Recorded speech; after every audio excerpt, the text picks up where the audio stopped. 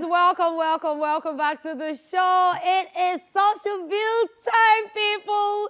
Get ready for a dose of social media buzz where the internet week and drama collide in the most entertaining way possible. Let's check it out. So we're starting here, over here. And this one says, once beaten, bite the person back. No time. Yes, so 2025, you bite me, I will bite you back. Because we all know that the popular saying is once beaten, twice shy. But this one says once beaten, bite the person back. No time. No time to check time. Don't waste time. Jeff, are you going to do this year? Just try and bite me first. That's all. Okay. Please let me just run away to the next one. And this one says, when the relationship is over but the family is involved.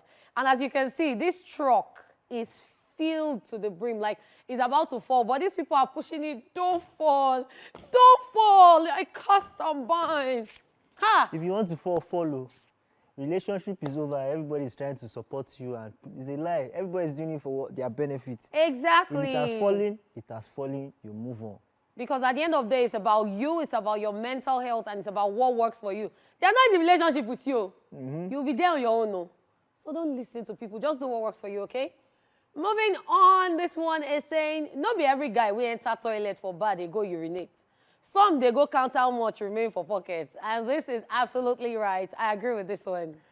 Actually, there's a lot more that goes on. Aside that, you know, guys just maybe they just need a silent place to go and gist small, talk about babes, or, you know, receive calls. There's just a lot that happens. So me, I have a story about girls and toilet too.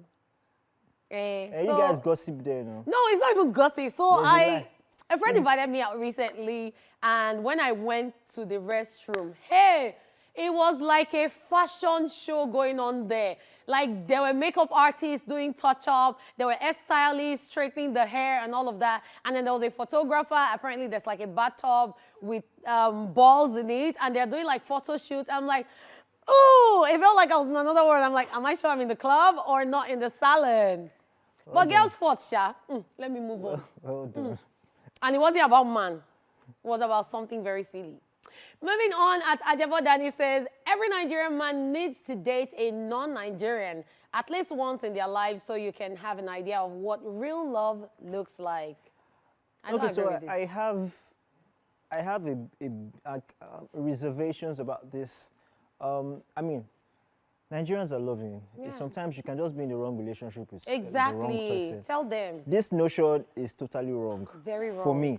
Yes, you know, outside, internationally, love is different. They're really into love, you know. The smallest things, the smallest gestures, gifts, flowers. If you buy a lady flower, she will love you. She's like, it's amazing. Small gestures that are not traditional in Nigerian, you know, setup. But, I mean, there's a lot of exposure now, and Nigerians are everywhere around the world. We've been everywhere. We've seen everything. So, yeah, we know how to love. Nigerians are even more in tune with their emotional side when they love. They know how to spoil their lover. Yes. You know, so I'm not very comfortable with this conversation. Yeah. I don't agree with this because I have friends that are not based in the country, and every time they're saying they would rather come back to Nigeria to marry someone who is Nigerian because they have seen a lot. Especially the ones when it comes to property and they take their property. See, you don't even want to move. Imagine, Nigerian men, what are you people up to? They're out for you. Hey! Now talk, I don't keep passing. All right, so at Berry_Grizzle says, sends a message. The girl sends a message at 8:02 p.m. And she says, babe, I will be going out. And a man responds, 3 minutes later at 8:05 p.m. saying, no, don't go out. Then at 6:57 a.m. she responds, why, baby? So, okay, let me hear what J-Paul has to say, then I'll respond to this one. J-Paul, over to you. What's a big handicap?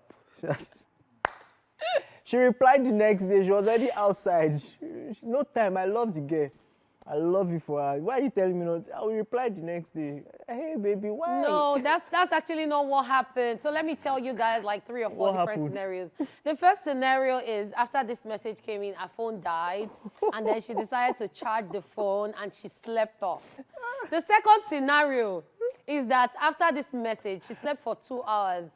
So she didn't check her phone. And then her phone rang around 10:30 that, oh, babe, we're still going out. And she did her makeup. She was already outside with her friends in club when she saw the message. So it's when she came back in the morning and she got herself together, she responded. And then the third scenario is that by the time this message entered, she was already in church for vigil, praying for you and her, both of you, for your relationship to last and blossom. You know, the funny thing about this is that I'm sure you don't remember where you started the life from and where it's, but I remember the first one. It's okay, it's okay. Women I remember supporting, everything. The women first one was about supporting the me. phone dying. The second one was about going to the club. It's okay. And the third one is about, what is it about? Hey, I don't forget, J-Paul, you don't enter my head.